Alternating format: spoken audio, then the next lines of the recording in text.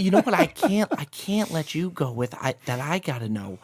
How do you know that your son's the one who shot Osama bin Laden without knowing? Is it a father thing? I mean, it's fascinating. Yeah, I thought I knew. I was pretty comfortable in that because why wouldn't? Why not? Yeah, why not? The hell not? Why not? This is the same thing that At we this went through fucking point. when he started going from Team 4 or Team 8, whatever it was, and he wanted to go to Team 6, to Dev Group. The question we bounced it off each other. Why, if not you, then who? Yeah. Why the hell not you? You know, and it's one of these things. But it was, I mean, it was never going to be me though, because I was at SEAL Team 6, honored to work with guys from Delta, and I'm like, I can't wait to meet the guy from Delta that gets bin Laden.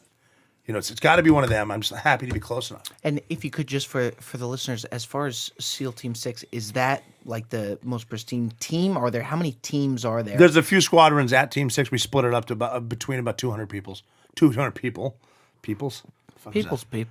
So about 200 Team 6, 200 Delta, and we just kind of rotate out for the what we call them.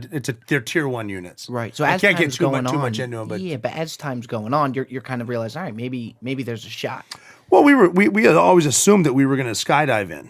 We were going to jump across the border, do what we call a high altitude, a high opening. So jump, pull at 25,000 feet, and then go 15 miles under canopy, and then we were training to be able to fight as soon as we got on the ground. That's right. what we. But then when they, I mean, even the President Obama didn't know about these helicopters we had. When he was told by the CIA about bin Laden and we think we found him, and they were asking how we can get him, and they said, "Well, Mr. President, there's one more option that we haven't told you about, and it was the helicopters."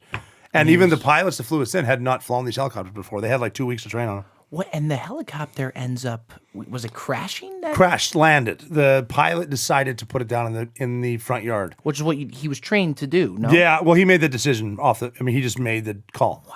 And we were fortunate to have the 4 best pilots. Army helicopter pilots are the best pilots in the world. And he just decided that fast, I got to land it. And he put it down in the front yard. I mean, it wasn't a decision. And because he did that, he saved everyone's life. So he saved, 13 guys' lives? Is it more adrenaline when that happens? I don't know. Pilots are just cool. when you are in like really turbulent weather and you're flying like Delta Airlines and you hear a pilot come over just very monotone, very Chuck Yeager, he's doing that on purpose. He's doing, because like when Chuck Yeager got in a nasty flat spin and tumbled for 60,000 feet, he's like, anyway, I've blah blah blah. That's why they do it, because fuck it. I mean, if I'm up here screaming, yelling, I want to fuck somebody, yeah, like, what the fuck? It's not going to help. Just calm the fuck down. Wow. And pilots are like that. They're just very well. Even when we flew back, we had 90 minutes to fly to live, to get 50 years of life. If I can live 90 minutes, I get to see my kids again.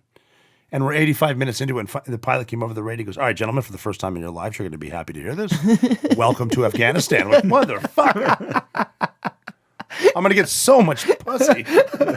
And your dick sucked by your. Thank you, by my buddy. Yeah, I got a blowjob coming where I can look down at my friend, where he's going to say, "Don't grab my ears, buddy. I know what I'm doing." Nothing like a blowjob in Afghanistan. I guess. Oh, you haven't lived.